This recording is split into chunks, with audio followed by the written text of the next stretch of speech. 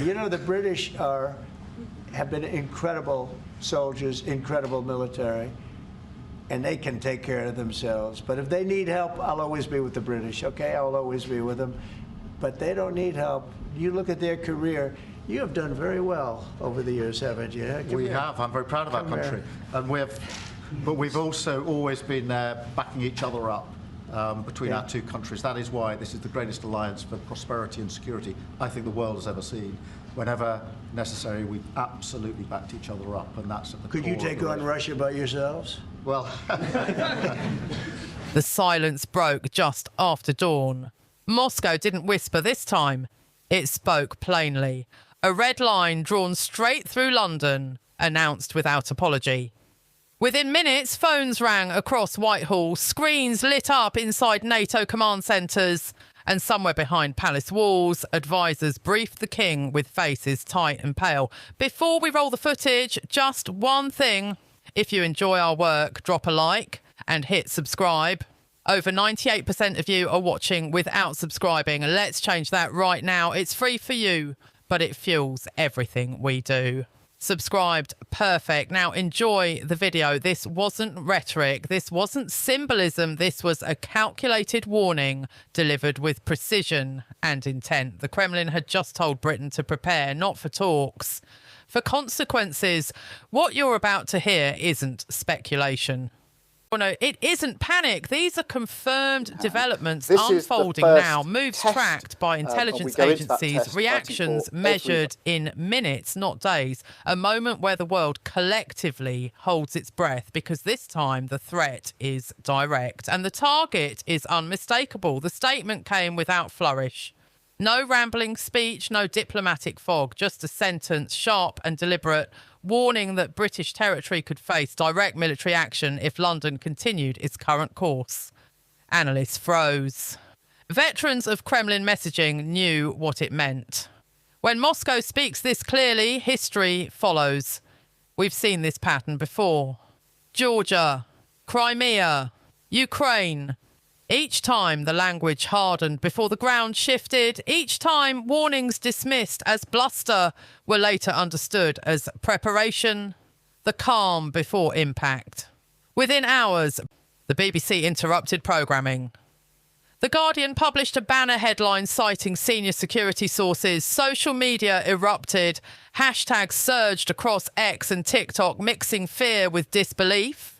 Is this real? Trended globally. Inside government, there was no doubt. This didn't come out of nowhere. It's the culmination of months of escalation, tracked quietly and debated fiercely. British weapons changing battlefield dynamics, British intelligence shaping Ukrainian strategy, British sanctions biting deep into oligarch wealth.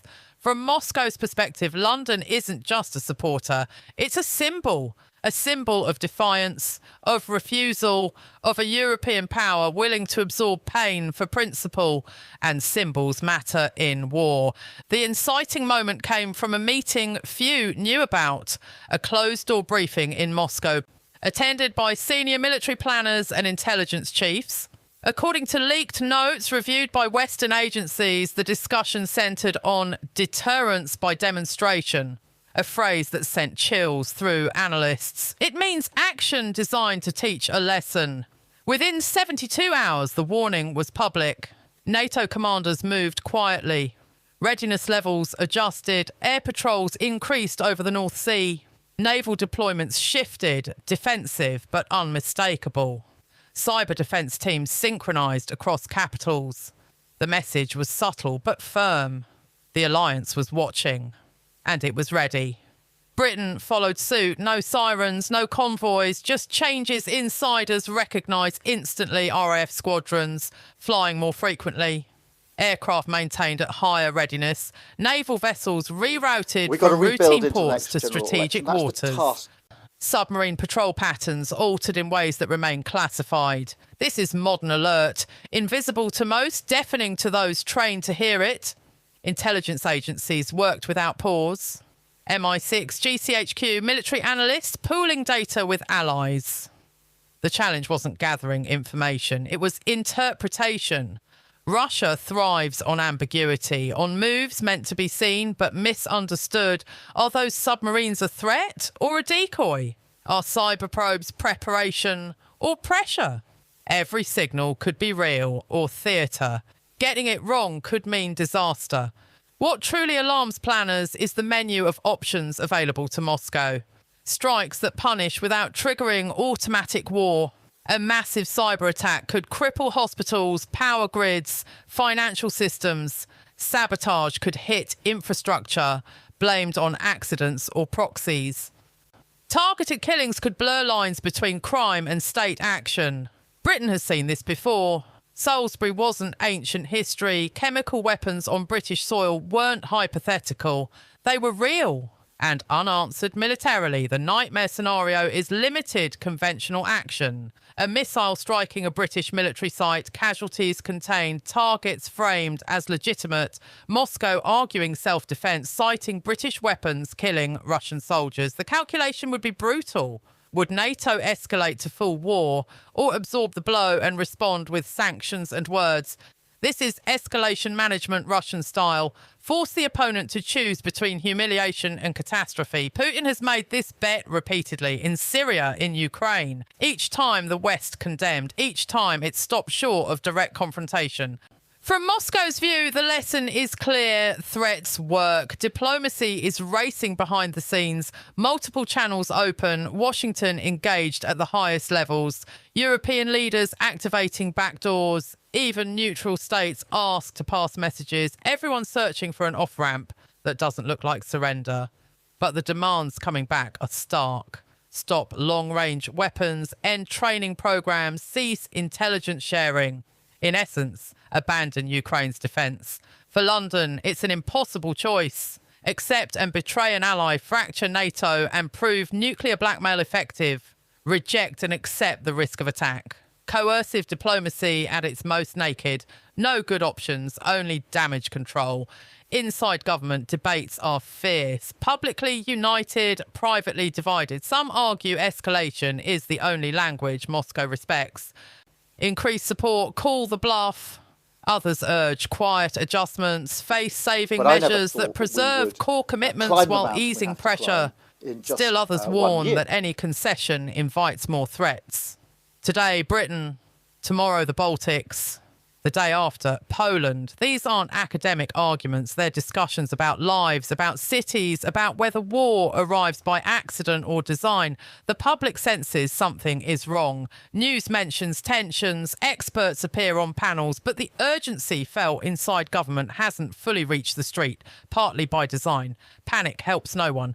But democracy strains under secrecy. Polls reveal contradictions. Strong support for Ukraine. Strong desire to avoid war. When asked if Britain should risk attack to continue support, opinions split. Leaders watch these numbers closely.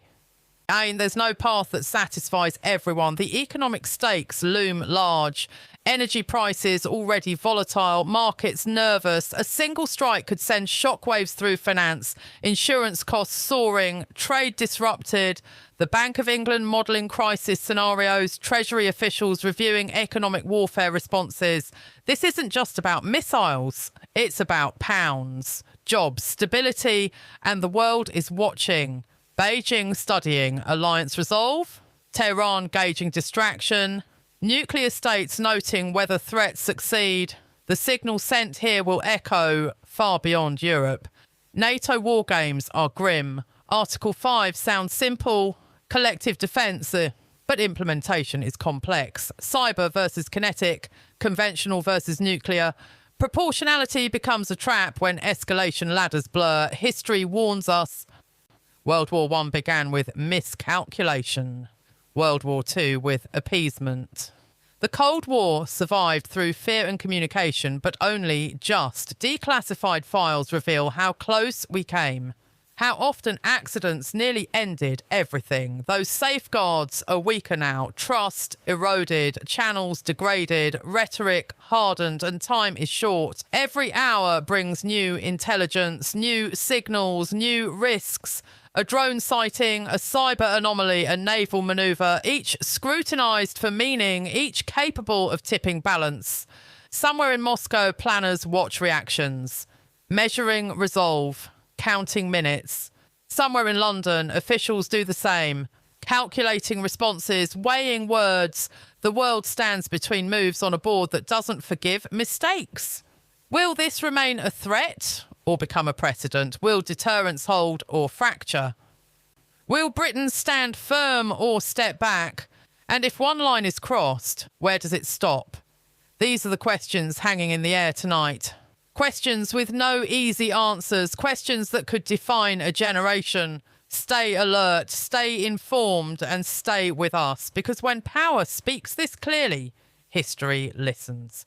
Subscribe now. In hand. The next move could come without test, warning. and we go into that test fighting for every vote.